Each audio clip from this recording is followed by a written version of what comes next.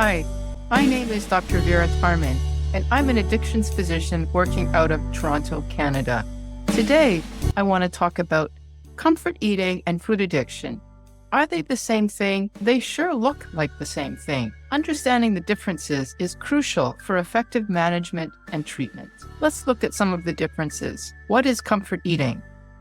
Comfort eating refers to the consumption of food, usually in response to emotional stress, anxiety, emotional discomfort, which then the eater hopes is going to provide a sense of relief. It might just be a little bit too much food or grazing throughout the day, or it could even be a huge binge. The goal is to provide comfort, and it does give comfort. It gives temporary comfort.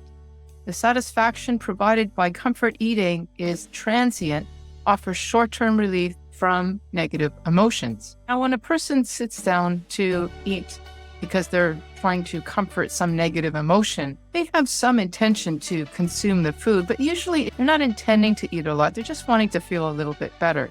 So it does involve some level of impulsive, unplanned eating, which then leads to typically a level of guilt. I think a lot of people can relate to what I've just described as comfort eating. Now, there's another phenomenon that looks very much like comfort eating that we call food addiction. Let's look at that. What is food addiction?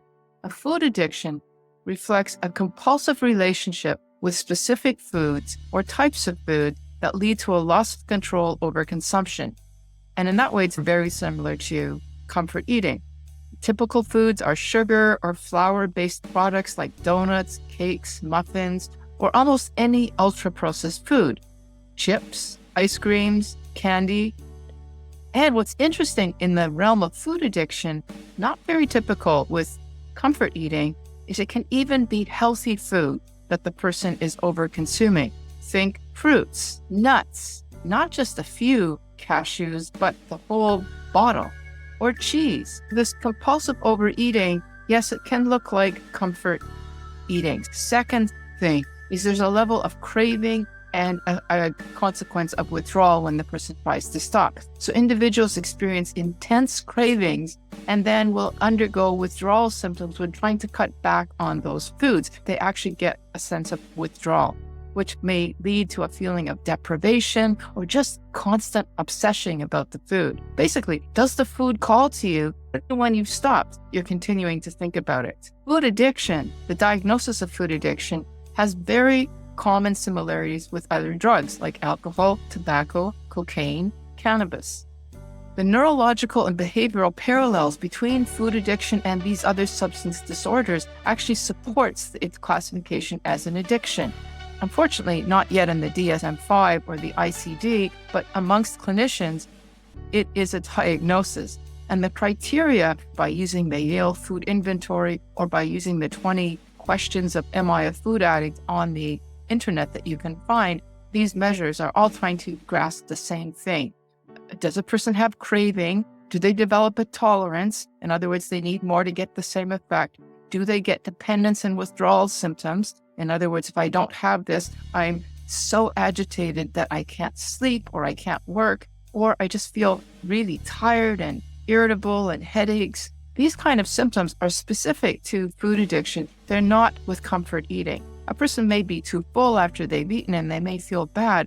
They're not craving or they need to have more just to feel normal. Let's look at the backstory of what's happening with comfort eating and then food addiction to see how there is actually an explanation to substantiate this difference that I've just described. With comfort eating, negative emotions usually start the whole ballgame. You're not feeling really well, you've had a bad day, you just want to eat something to feel better. It's a negative emotion that has a level of discomfort and a stress response. The body is recognizing you're not feeling happy, something's wrong with this picture and we've got to fix it.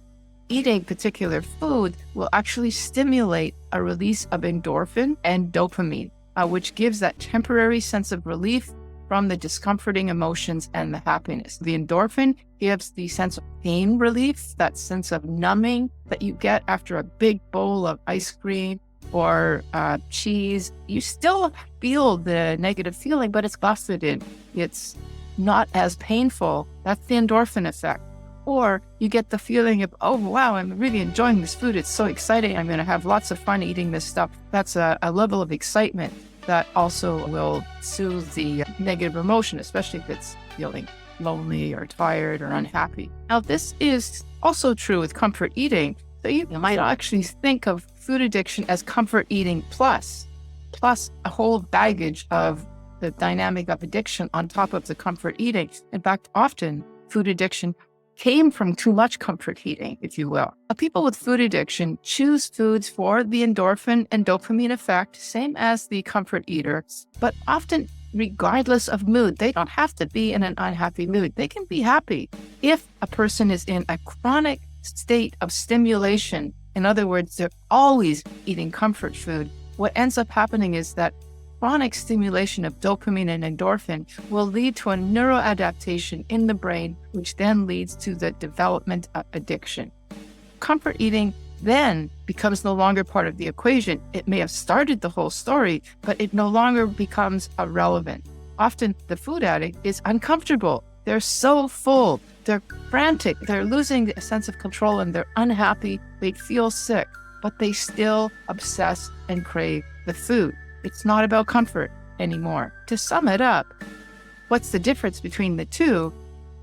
Comfort eating is motivated by emotional distress, whereas food addiction, while it may have started with emotional distress and the need for comfort, it ends up being driven by an overpowering compulsion towards specific food, regardless of the mood. And the consequences, comfort eating at its worst will lead to guilt and shame. Oh, I did it again. I wish I didn't. Whereas food addiction has larger consequences. Yes, there's guilt and shame, but there's also health consequences like diabetes, obesity, or depression, some level of emotional despair at their lack of control. If you're watching this and wondering, is this me? How do I know? Which is it? Am I a comfort eater? Am I a food addict?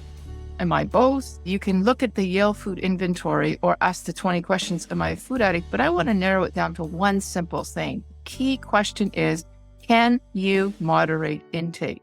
Can you successfully cut back on your favorite food? Now, almost everybody in this situation wants to cut back, resolves that they will cut back, but can they actually do? And if they can, chances are they're a comfort eater that has decided, okay, I'm eating a little bit too many potato chips or ice cream. I better stop because I've gained weight. I'm going to go on a diet, and they actually stop. They might come back again and then go on a diet again, but not at a level of compulsivity and destruction. But for the food addict, what they'll find out is they can't control it. They're not able to stop.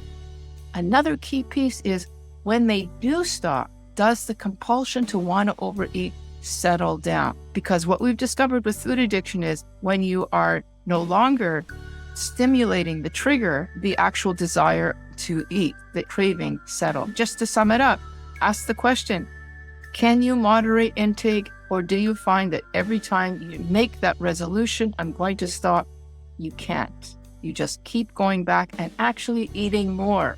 You're starting to lose even more control. That's a sign of addiction that's developing. The next question you might ask is, I don't know what I am. I might be a food addict. I might be a comfort eater. What does it matter? I just want help. I just basically want to control my food. It actually is really important. If you're a comfort eater, then therapy and counseling might be very useful because remember, the comfort eater is eating to comfort their disquieting emotions. So I'm going to go to a therapist and deal with my stress, deal with my depression, deal with my anxiety. Therefore, my need to eat foods on a comfort basis will be much less. To actually ask that person to never eat sugar again, never eat flour products, make those foods your enemy might actually be a problem. They can just sort out their emotional distress and they can moderate on occasion. The food addict, on the other hand, have to stop that food.